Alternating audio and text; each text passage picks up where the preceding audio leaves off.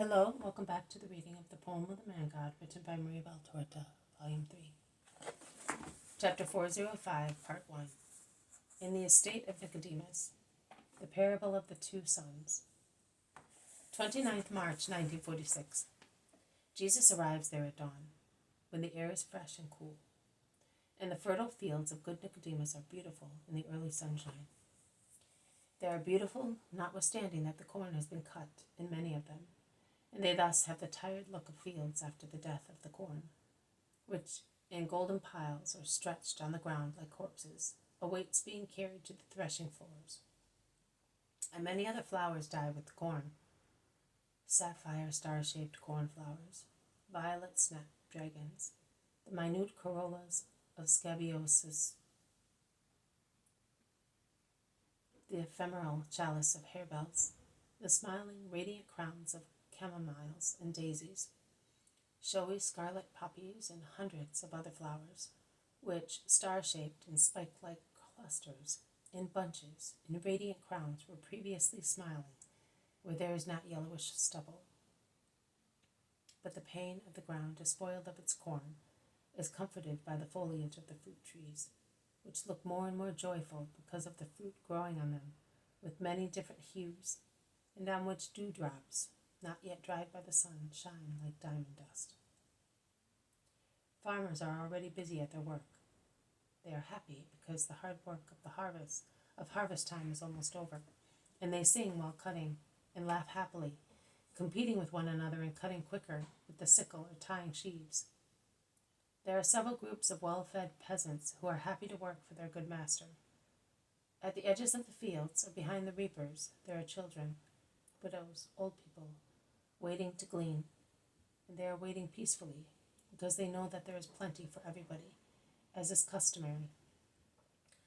By Nicodemus's order, as a widow explains to Jesus, who asked her, he watches to ensure that a large number of ears are deliberately not tied in the sheaves and left for us, she says, and not satisfied with so much charity, after taking a just quantity of corn in proportion to the seed, he gives out the rest to us. Oh, he does not wait for the sabbatical year to do that, but he always does that to help the poor with his crops. And he does the same with his olive trees and vineyards. That is why God blesses him with wonderful harvests. The blessings of the poor are like dew on seeds and flowers, and thus each seed yields more ears, and no flower falls before the fruit sets. And he told us that this year the whole lot will be given to us, because this is a year of grace. I do not know to which grace he refers, unless it is because, as is rumored among us poor people and among his happy servants, because he is secretly a disciple of him who is said to be the Christ, and preaches one should love the poor in order to show love to God. Perhaps you know him, if you are Nicodemus's friend, because friends are generally fond of the same people. Joseph of Arimathea, for instance, is a great friend of Nicodemus, and it is rumored that he too is a friend of the rabbi. Oh, what have I said? May God forgive me. I have wronged the two good masters of our plain.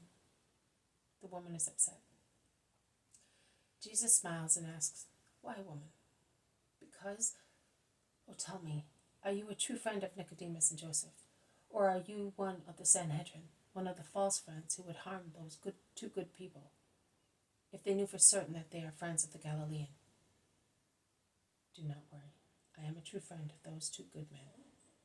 But you know many things, woman. How did you get to know them?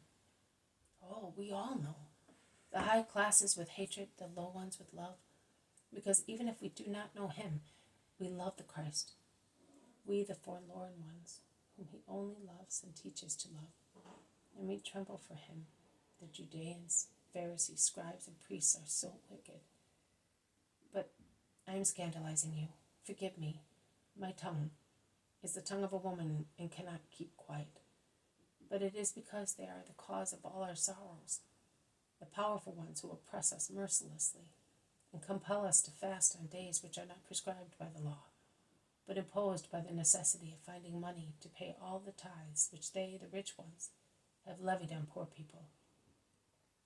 And it is because all our hopes are in the kingdom of this rabbi, who, if he is so good now that he is persecuted, what will he be when he is king? His kingdom is not of this world, woman. He will have neither palaces nor armies. He will not impose human laws. He will not make donations of money, but he will teach the better ones to do so. And the poor will find not 2 or 10 or 100 friends among the rich, but all those who believe in the Master will join their wealth together to assist their needy brothers. Because from now on, your fellow creature will no longer be called neighbor, but brother, in the name of the Lord. This has been a reading from the Poem of the Man God, written by Marie Valtorta, Volume 3. Chapter 405, Part 1. In the Estate of Nicodemus, the Parable of the 2 Sons. Thank you for listening. I will see you tomorrow. May God bless you, and may peace be with you.